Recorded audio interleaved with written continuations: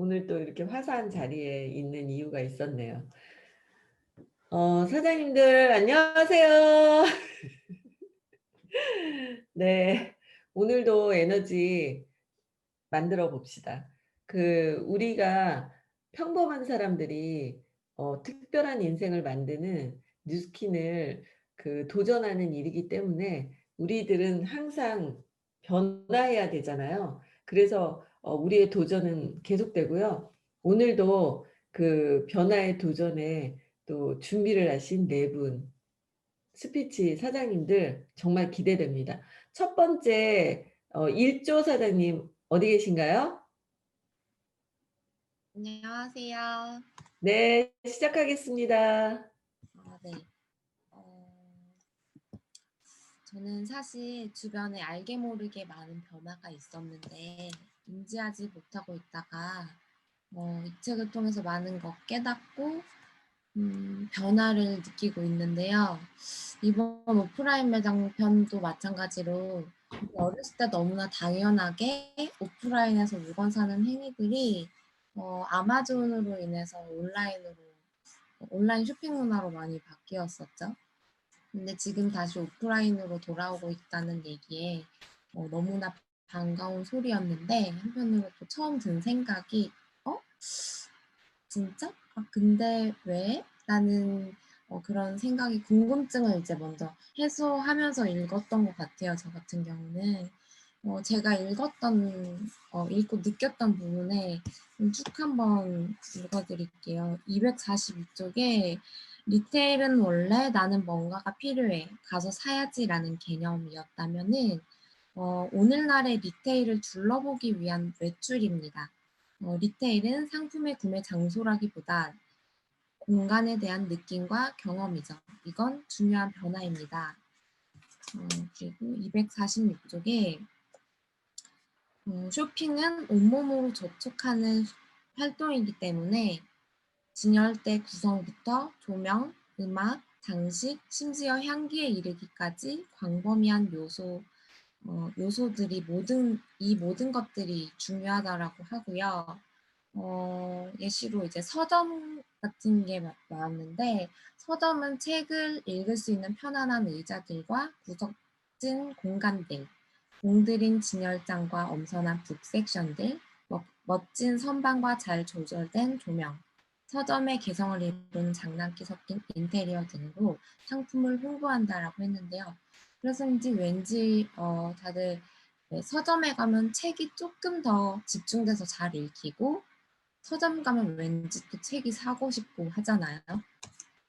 그리고 또 하나의 예시로 그 브루클린 벼룩시장이 나왔었는데, 브루클린 벼룩시장은 낡은 상품과 새로운 상품이 섞여 있는 도시의 젊은 시장으로 물리적 감성으로 연결돼 있는 커뮤니티가 모이는 장소이기도 하다. 어, 꼭 이곳이 상거래 장소라기보다는 시간을 보내는 장소라고 얘기를 했는데, 이 독자가 거기에 꼭 가는 이유가 그냥 그게 야외에 있고 입장료가 없고 사람을 만날 수 있는 장소고 이래서뿐만이 아니라 그곳에 가는 그 몇 시간이 주말에 몇 시간을 보내기에 좋은 정말 재미있는 장소이기 때문이라고 하더라고요. 그냥 물리적 감성적인 그런 경험 때문이 아닐까 생각하고요. 저 역시도 미국에서 살 때 어 벼룩시장 같은 게 이제 집 주변에 많았었는데, 그냥 꼭 그게 정겹고 따뜻하고 뭔가 편안하고 재밌고 사람 간의 그런 소통이라고 할까요? 그게 좋아서 아마 갔던 것 같아요. 그리고 또 온라인에서는 뜻밖의 발견이 주는 즐거움이 없죠라고 이제 246 페이지에 얘기했었는데, 사람에게 가장 강력한 보상 구조는 도박 같은 가변성 강화예요. 예측이 불가능한 것이야말로 음, 가장 중독성 강한 보상 신호죠. 충동 구매는 놀라운 발견의 즐거움과 함께 커다란 즉각적 만족감을 선사한다. 라고 얘기를 했는데, 생각해 보면 요즘은 진짜 이 물건이 필요해서 꼭 그 물건을 파는 그 오프라인 매장을 방문한다기보다 뭔가 방문하게 돼서 물건을 사는 경우가 되려 많더라고요. 어, 충동 구매라기보다는 그냥 이 책에 나오는 핸드셀링 같은 그런 사람만이 온라인에서 할 수 없는 그런 온라인에서 느낄 수 없는 그런 경험들을 제공받기 때문이겠죠. 핸드셀링이란 그런 딱 맞는 책을 권하기보다 손에 책에 쥐어주면서 저는 이 책이 정말 좋아요. 마음에 들 거예요. 꼭 한번 읽어보세요라고 대화를 그런 나누는 게 핵심이라고 했잖아요. 진짜 그게 맞는 것 같고 이 책을 사는 게 중요한 게 아니라 그런 사람 간의 대화를 나눴다는 그 자체가 중요하다는 거겠죠. 그리고 요즘 더더욱이 코로나로 비대면이 길어지고 있는 만큼 사람들이 요즘에 온라인에 다들 지쳐 있다 보니까 많은 사람들이 보고 싶고 듣고 싶고 만지고 싶고 냄새 맡고 싶어들 이렇게 하죠. 그런 촉각으로 경험할 수 있는 것들을 찾게 되다 보니까 더더욱이 이런 아날로그적인 요소들을 많이 찾게 되는 게 아닐까라고 생각을 좀 해봤습니다. 저는 여기까지 하겠습니다.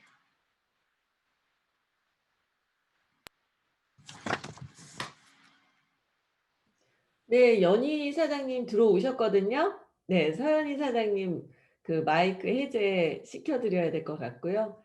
네, 드디어 우리가 재밌는 진행을 듣게 됐습니다. 네, 아이고, 감사합니다. 죄송합니다. 제가 저기 긴장해서 11시에, 6시에 일어났다가 너무 지금 너무 어이가 없는데요. 죄송합니다. 아니, 지금, 여러분들한테 굉장히, 우리 박종우 사장님, 스피치 굉장히 잘해주셨고요. 여러분들한테 그 아날로그의 그 굉장히 좋은 장소 하나 소개시켜 드리고 싶은 장소가 하나 있습니다. 왜냐면 우리 그 새로 나온 서점이나 이런 걸 제가 찾아보다가 뭐 이미 많이 다녀보신 분도 많겠지만요. 그 혹시 사운주 한남이라고 아시나요? 사운주 한남이라는 장소가 있어요. 근데 그곳은 굉장히 그 아날로그 우리 반격의 집합체가 된 것 같은데요. 거기에 그곳은 다양성, 복합성, 멀티 레이어드, 그다음에 파워 오브 스몰, 그다음에 데일리 인스피레이션, 그다음에 얼반 그리너리라는 4가지 그 목적을 가지고 만들었는데요. 거기에 스틸북스라는 그 서점이 있어요. 그거는 큐레이터 서점인데요. 아마 다녀보신 요즘에 제일 핫한 그 장소거든요. 근데 그 스틸북스라고 큐레이터 서점인데요. 그것은 예를 들자면 그 이솝이라는 그 목욕 용품 있죠. 그거하고 그다음에 같이 이제 여행 관련한 그 책이랑 그다음에 이솝이 같이 이렇게 큐레이팅 돼 갖고 되는 곳인데 예를 들어서 책도 뭐 요즘에는 신간 이제 서점 가면은 신간을 주로 나오잖아요. 근데 여기는 그런 곳이 아니라 스틸 페이보릿이라 그래 가지고 예전에 나온 건데 굉장히 좋은 책, 예전에 오래된 책인데 뭐 이제 그런 자기 스틸북스에서 소개하는 책들 오래된 책인데 그리고 또 하나는 스틸북스에서 두 달에 한 번씩 주제를 정해요. 그래서 거기 큐레이트 이렇게 판매하는 것도 바뀌고요, 주제도 바뀌어서 그렇게 이제 소개하는 책들도 다른 거죠. 그러니까 여러분들 한번 그곳에 한번 가보세요. 요즘에는 그렇게 일본에서 그런 큐레이팅 그런 서점이 많이 나온대요. 새로운 서점이요. 그래서 한국도 그런 서점들이 나오고 있는데 굉장히 핫한 장소로 젊은 사람들이 많이 가는 곳이라고 합니다. 그래서 지금 이제 아날로그의 반격이다 보니 사람들이 확실히 이제 아주 작은 상점, 그래서 개인의 그런 이제 그 커스터마이저 해가지고 그런 상점들이나 그리고 이제 굉장히 이제 살면서 공간이 영감을 줄 수 있는 곳들을 많이 찾고 있다고 합니다. 그곳이 그 사운드 한남이라는 곳인데요. 한번 거기서 한번 모여도 좋을 것 같고 아마 그 아날로그의 감성은 굉장히 많이 느낄 것 같습니다. 네. 아이고, 다음 분은 우리 박수란 사장님 스피치 해주세요. 네.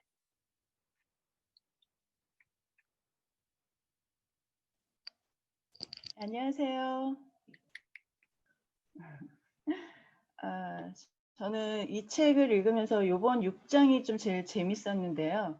사실 이 책 읽으면서 이 책이 그렇게 재밌는 책은 아니잖아요. 근데 이제 요 오프라인 매장에 대한 요 6장은 되게 재밌게 읽었어요. 그래서 관련된 다른 책도 좀 찾아서 읽으면서 같이 좀 공유를 하겠습니다. 238페이지에 보시면 편리함과 가격은 온라인 유통의 성장의 경쟁력이다라고 나와 있어요. 그러니까 온라인상의 그 어떤 장점, 편리함과 가격이라고 얘기하고 있고, 웹은 서로 쉽게 만나지 못했던 소비자와 유통업자를 한데 모았고, 전 세계 어디에서나 가격 조사를 가능하게 했다. 네, 온라인 유통의 편리함과 가격이라는 강점을 얘기했고, 반면에 경험을 전달하는 일은 오프라인 매장의 강점이자 온라인 매장의 약점이다라고 얘기하고 있습니다. 그러니까 매장은 웹사이트에서 소통할 수 없는 고객들을 확보해 준다라고 얘기하고 있는데요. 그러니까 우리가 오프라인상에서 사회적 상호작용이 일어나지 않나 그런 생각이 들고요. 그 대표적인 여기서 또 하나 얘기하고 있는 것은 리테일은 상품의 구매 장소라기보다는 공간에 대한 느낌과 경험이다. 경험에 대한 중요성을 얘기하고 있는데 예를 들면 스타벅스를 한번 예로 들어볼게요. 스타벅스가 그 대표적인 오로지 매장이 주는 그 어떤 경험에 집중하는 대표적인 기업 중에 한 군데인데요. 그들에게 공간은 브랜드 증폭제이고 스타벅스 매출의 대부분이 직영점에서 나온다고 해요. 그러니까 그만큼 오프라인 매장상에서 굉장히 성공한 기업이기도 한데 그들이 말하는 것은 우리는 고객 한 명 한 명에게 특별한 스타벅스 경험을 제공하려고 한다라고 얘기하고 있더라고요. 그다음 오프라인 매장의 또 다른 장점은 판매 상품을 돋보이게 하는 판매 방식이다라고 얘기하고 있는데요. 쇼핑은 온몸으로 접촉하는 활동이라고 해요. 이걸 보면 그 비주얼 마케팅 전략 중에 어떤 비주얼적인 면을 얘기하는 것 같은데요. 비주얼은 어떤 우리 무의식을 설계한다라고도 하거든요. 이 부분에서도 기업을 예를 하나 들자면 나이키를 들 수 있는데요. 그 나이키 매장은 고객의 행동 설계를 하는 곳이라고 하고 있고요. 그 매장에 가면 바람이 나오는 팬에서부터 그 러닝머신까지 다 이렇게 구비하고 있죠. 그래서 그 우리가 이렇게 나이키 에어, 그러니까 눈에 보이지 않는 그 공기까지 보이게 하는 그 비주얼 전략을 쓰고 있는데요. 그 러닝화를 집어서 우리가 이렇게 보고 있으면 그 벽면에 있는 팬에서 이렇게 바람이 나오죠. 그래서 그 공기를 내가 직접 우리 얼굴과 몸에 공기가 와 닿는 걸로 눈에 보이지 않는 공기를 이렇게 직접 내가 보이는 그런 어떤 비주얼 전략을 쓰고 있어요. 그래서 이제 나이키 한번 예를 들어봤고요. 또 어떤 책에서 보면 완벽한 비주얼만이 사람들의 무의식에 스며들어서 저절로 행동하게 만든다라고도 합니다. 또 아까도 얘기하셨지만 신세대 서점에 대한 얘기가 나오는데 신세대 서점은 어떤 아날로그적 매력을 굉장히 강조하고 있죠. 그래서 이제 손님들이 쉽게 들어갈 수 있는 어떤 아늑하고 멋진 공간, 또 개성 있는 장소, 또 요즘은 이런 독립 서점들에서 보면 독서 모임이나 북클럽이나 이벤트들을 주관하는 그런 장소로도 사용되어지고 있죠. 저는 개인적으로 선능력에 있는 최인화 책방을 굉장히 좋아하는데요. 가끔 가서 이제 책을 읽는데 카페 분위기로 되어 있고 한쪽에서 커피와 음료도 마실 수 있고 이렇게 그냥 진열해 놓은 것이 아니라 긴 탁자 위에 책을 쭉 나열해 놔서 내가 지나가면서 이렇게 책을 이렇게 들춰볼 수도 있고 몇 권이고 몇 시간이고 앉아서 책을 읽을 수 있고 그다음에 이제 개인의 독립 서재도 갖춰져 있는 그런 책방인데 서점 문구라는 표현보다는 책방이라는 이 어감이 주는 따뜻함이 있는 것 같아요. 개인적으로 좀 좋아하고요. 그다음에 뒤에 보시면 255페이지에 보시면 애플에 대한 얘기가 나오거든요. 이 부분에서는 오프라인의 반격에 대한 얘기를 하고 있는데 많은 기업들은 자신들의 오프라인 매장이 온라인 리테일을 위한 최상의 자산이라는 걸 깨닫고 그 매장들은 온라인 주문을 위한 창고 역할, 배송 비용을 절감할 편리한 픽업, 반송 장소로 기능한다고 합니다. 그래서 애플에 대한 얘기가 나오는데 애플은 오프라인 리테일의 상징적 존재이기도 한데요.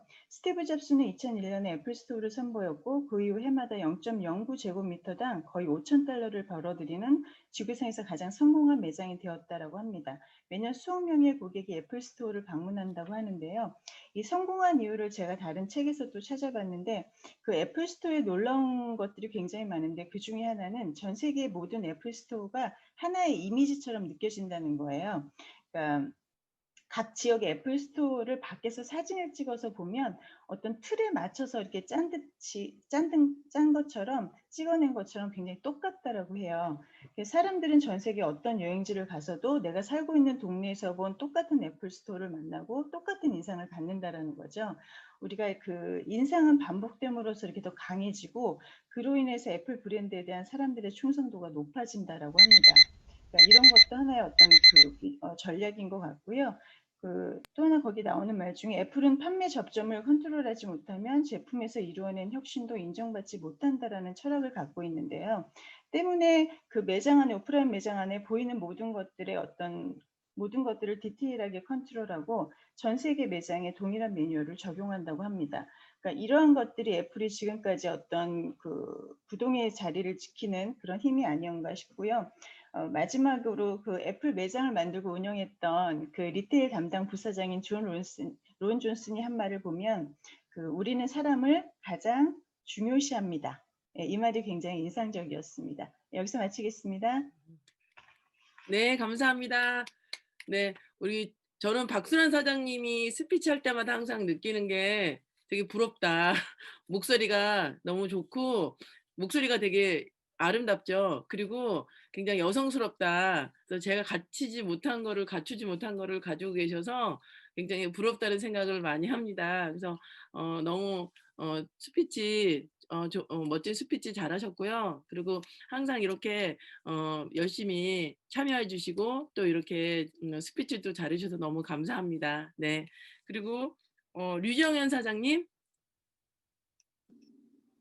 네, 안녕하세요. 류정현입니다.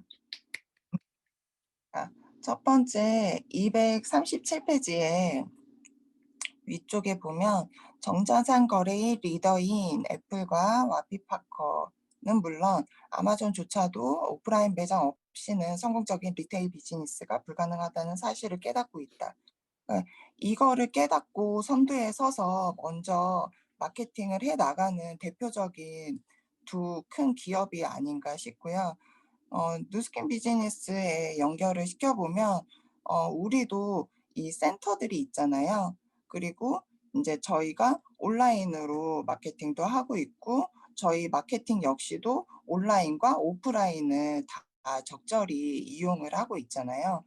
그래서 한쪽에 이렇게 치우치지 말고 적절하게 잘 결합을 시켜서 마케팅을 해야 되겠다 생각을 하고 있고, 그리고 진작에 저희는 그런 마케팅을 하고 있었잖아요. 그래서 정말 알면 알수록 이런 것들이 되게 선진화돼 있구나, 앞서 나가는 거구나, 비즈니스와 그런 것들이 앞서 나가는구나 생각을 하고요. 그다음에 243페이지에 핸드셀링 이 부분에 대해서 또 길게 설명이 돼 있는데 여기서 244페이지에 위쪽에 그 핸드셀링을 하는 그 점원들이 딱 맞는 책을 권하기보다는 그런 대화를 나누는 것이 핵심이라고 돼 있고요. 그 밑에 핸드셀링을 통한 책 판매는 책을 사라는 강요라기보다는 자연스러운 대화의 결과물이다 라고 나와 있어요. 그러니까 저희 비즈니스도 팔려는 생각보다는 그 사람과 대화를 나누고 질문하고 소통을 통해서 그 사람의 필요를 알아내고 거기에 대해서 추천하고 그리고 그 사람이 좋으면 그 사람이 추천하는 것까지도 다 긍정적으로 생각을 하고 결국에 구매가 일어나는 거죠. 그래서 그런 거를 느꼈고요. 그리고 247페이지에 위쪽에 우리는 상상력과 개념화 능력, 지적 능력을 갖추고 있으면서도 결국 다른 동물과 다르지 않게 오감을 통해 세상을 경험하는 육체적인 존재다. 네. 저희도 비즈니스 하는 데 있어서 뭐 그런 촉감이나 뭐 후각이나 그런 것들을 시각적인 거나 다 이용을 하잖아요. 그래서 우리는 다른 동물과 다르지 않는 육체적인 존재이기 때문에 그 오감을 전부 다 이용을 해야 되겠다. 네. 온몸으로 느낄 수 있게. 네, 그런 생각이 들었고요. 그다음에 이게 전달을 하다 보면 어떤 정보 전달에 그칠 수 있고, 이렇게 우리는 일방적으로 얘기하고 그들은 일방적으로 듣는 그렇게 치우칠 수도 그런 기간도 있는 것 같아요. 그래서 빨리 이런 책들을 통해서 그런 것들을 캐치하는 지혜를 발휘했으면 좋겠고요. 그리고 251페이지에 이제 재밌는 게, 저희도 이렇게 이런 것들이 자주 일어나는데, 이들 소비자들이 찾는 것은 다른 사람의 도움이다. 이렇게 돼 있어요. 디지털 쇼핑에서는 사람의 도움을 전혀 개입이 되지 못하잖아요. 근데 그런 것들이 쇼핑에서 부담되는 일을 소비자에게 의도적으로 떠넘긴다. 근데 이제 오프라인에서는 어떤 사람의 도움을 받을 수 있고, 그러니까 저희가 보면은 친구랑 쇼핑 가는 거 좋아하잖아요. 그래서 이런 게 이런 거구나. 그런 생각도 들었고요. 그다음에 255페이지에 아까 박철환 사장님이 발표하신 부분과 동일한데요. 오프라인의 반격이죠. 전자상 거래 부분을 갖춘 전통적인 리테일러의 새로운 흐름을 주도하고 있다. 그래서 여기서도 그 대표적인 기업들의 트렌드 주도하고 있는 것들 흐름을 굉장히 볼 수 있는 부분이었고,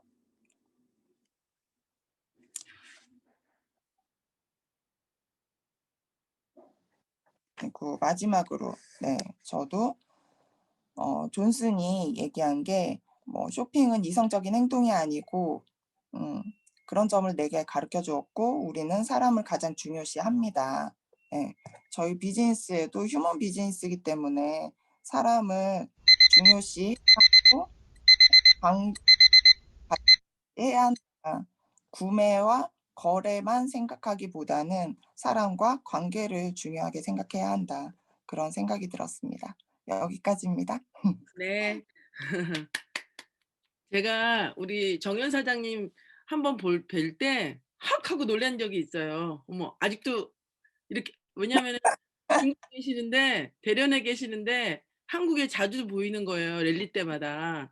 정말 매달 랠리 정말 한 번도 안 빠지고 모시는 그 열정에 박수를 보내고, 정연 사장님이 정말 크게 성공하실 거를 저는 믿어 의심치 않습니다. 항상 응원하는 거 아시죠?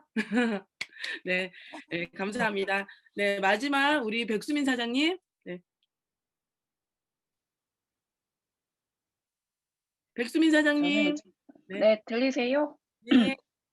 네, 저는 이제 신규 고객 유치부터 시작해 보자 해서 오프라인 매장은 아주 많은 종류의 광고와 마케팅, 그리고 마케팅과 상품 소개로 고객들을 이제 끌어들일 수 있다고 하는데, 저도 이제 그 체험샵을 이제 운영하면서 이제 쿠폰을 뭐 전달도, 아니 그러니까 샵 앞에서 구경하신 분들한테 드리기도 하지만 아파트에 붙이기도 하거든요. 근데 확실히 샵이 있으니까 손님들이 손님들을 바로바로 그러니까 유입하기가 좀 쉬운 것 같아요. 그러니까 특히 이제 상가에 있다 보니까 사람들이 이제 좀 이렇게 유입 인구도 좀 있고 하다 보니까 뭔가 이렇게 제가 좀 끌면 그래도 어 들어오시게 되는 것 같더라고요.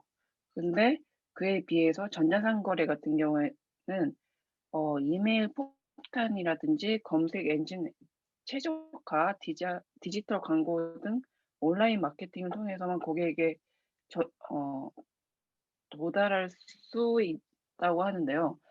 어찌 보면 좋을 수는 있는데 사장님들도 인터넷 보면 아시다시피 진짜 엄청 잡다한 광고가 많잖아요. 심지어 이제 어떠한 기사를 클릭해서도 그 옆에 보면 정말 잡다한 광고가 많은데, 이 광고들이 결국은 사람들의 주의를 끌기 위한 어 것보다는 오히려 그 상대 이제 회사들끼리 경쟁하는 것 때문에 어 그 쉽게 그 의미가 묵살되거나 차단이 되기도 한데요. 그런 의미에서 저는 이제 오프라인이 되게 최대 장점이라고 보고 있고요. 그리고 그 음 이제 저도 이제 소비자로서 그 어떠한 매장을 이제 방문했을 때 저는 솔직히 겉에 그러니까 젊어 보이는 겉과 달리 속은 좀 나 뭐지 아주머니가 들어앉아 있기 때문에 네 그 되게 그 막 뭐지 식당이라든지 뭐 가면 다 키오스크로 바뀌었잖아요. 그 한 몇 분을 앞에서 서성거려요. '이걸 어떻게 해야 되나.' 그러다가 이제 겨우겨우 해서 주문을 하는데 아무튼 그 이 여기 책에도 몇 대형 식품점 체인점들이 큰돈을 들인 자동 계산대를 없애고 직원을 들이기 시작을 했다고 하는데 더라고요. 그리고 음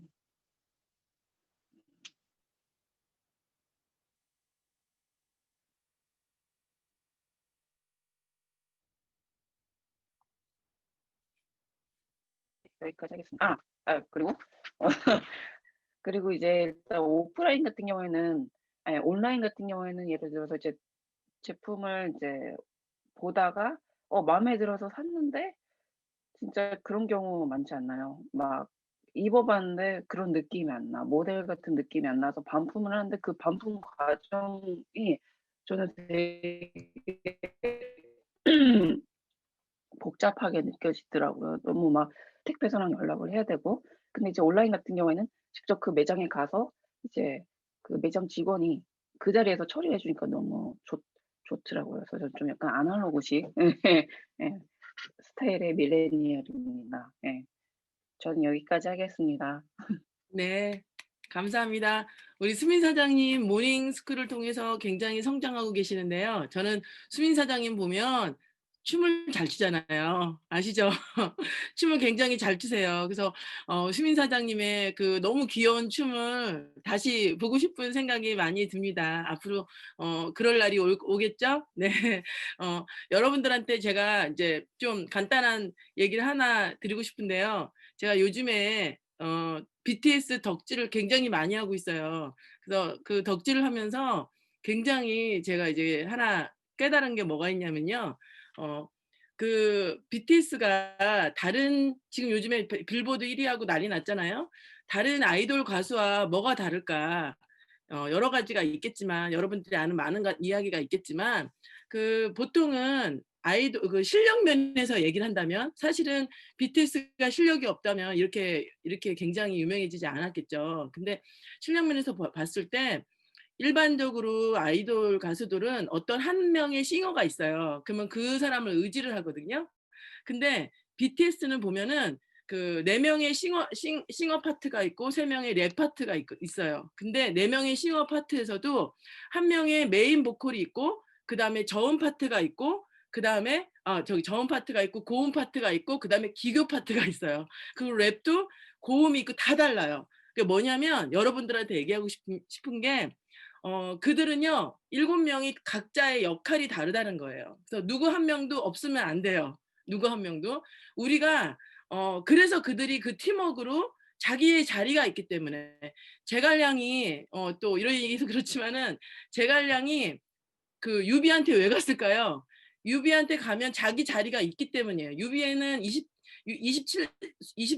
20살 차이가 나는데 유비는 27년 동안 아무도 뭔가 이뤄놓은 게 없었어요. 그랬는데 보니까 자기는 다 장수만 있어. 책사가 없었어요. 그래서 책사인 우리 제갈량을 삼고초려해서 리크루팅한 거죠. 근데 제갈량이 조조한테도 갈 수 있고 유표한테도 갈 수 있고 송곤한테도 갈 수 있는데 왜 유비한테 갔을까요? 유비한테 자기 역할이 있기 때문이에요. 그래서 우리는 인간은요 유능한 사람은 있어요. 그렇지만 전능한 사람은 한 명도 없다는 거죠. 그죠? 전능한 사람은 신밖에 없어요. 그건 무슨 말이냐면 한 분야에 굉장히 뛰어난 사람은 있을 수 있지만 모든 걸 잘할 사람은 없어요. 여기 계신 지금 39명 한 분 한 분이 이분만 잘하는 게 있어요. 우리는 특출하게 내가 뭐 하나 잘한다고 기고만장할 필요도 없고요. 뭐 하나 못한다고 자신감이 잃을 필요도 없어요. 여기 계신 39명의 한 분이 모두가 자기만 잘하는 게 있다는 거예요. BTS가 각자의 역할이 있어서 이렇게 세계적인 그룹이 됐듯이 우리 모두 각자의 역할이 있어요. 뭐 반드시 뭐를 잘할 수 있는지 여러분들이 반드시 하나씩 찾아보셔서 그래서 우리 이 미라클 트리가 정말 이렇게 맞춰질 수 있도록 그렇게 되기를 저는 굉장히 기도하고 있고요. 내가 이 그룹 안에서 특별한 게 뭔가 이걸 하나를 생각하셔서 우리가 정말 위대한 그룹이 되기를 바라겠습니다. 네, 오늘 아침에 늦어서 너무 죄송합니다. 이쁘게 봐주세요. 감사합니다.